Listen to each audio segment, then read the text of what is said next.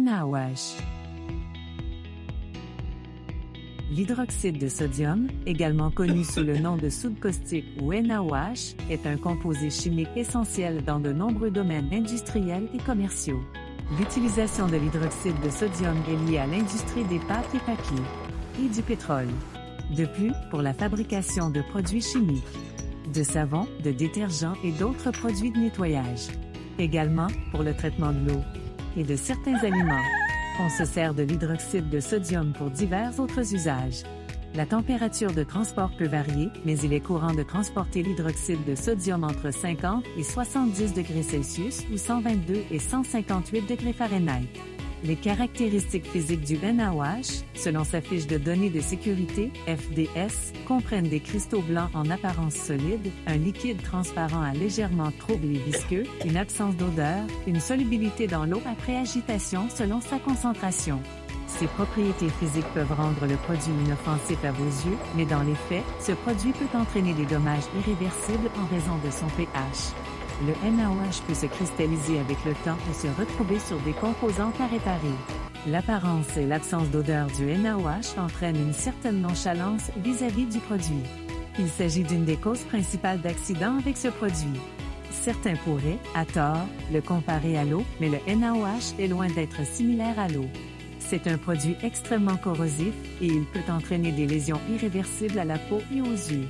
La majorité des entreprises détiennent des plans d'intervention d'urgence en cas de déversement et un numéro à signaler en cas d'urgence. Ils vous en informeront lors de votre accueil. S'ils ne le font pas, posez des questions.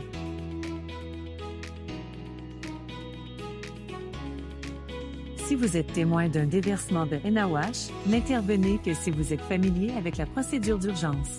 Autrement, composez immédiatement le numéro d'urgence de l'établissement. Voici les éléments essentiels à communiquer au personnel d'urgence.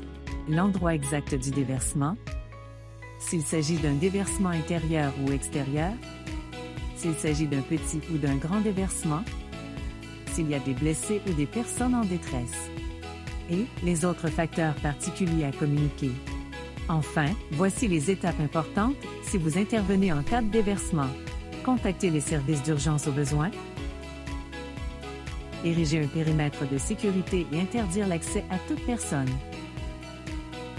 Contactez le service de l'environnement si applicable. Revêtir les équipements de protection individuelle. Maîtriser la source du déversement, arrêter, endiguer ou isoler la fuite. Absorber à l'aide d'un absorbant compatible pour les produits corrosifs. Récupérer dans les contenants appropriés. Décontaminer les lieux. Documenter. Si le déversement est important et dégage des émanations ou si une autre situation dangereuse se présente, quittez immédiatement les lieux et composez le numéro d'urgence. Toute personne travaillant en présence de NaOH doit obligatoirement porter les équipements de protection individuelle suivants. Des lunettes de protection contre les produits chimiques, à coque, anti-éclaboussure, une visière de protection contre les produits chimiques, des bottes de caoutchouc contre les produits chimiques, une combinaison de néoprène, les manches portées par-dessus les gants et les bas de pantalon portés par-dessus les bottes et des gants de caoutchouc. Si vous devez travailler les mains au-dessus de la tête, mettez du ruban adhésif autour des manches pour éviter les infiltrations. Voici les premiers secours en cas de contact avec le NaOH. Par inhalation. Transporter la victime à l'air frais et la mettre en position semi-assise. Par contact avec la peau. Retirez rapidement les vêtements contaminés en utilisant les gants appropriés. Rincez la peau pendant 20 à 60 minutes ou jusqu'à ce que le produit soit éliminé. Consultez un médecin. Par contact avec les yeux.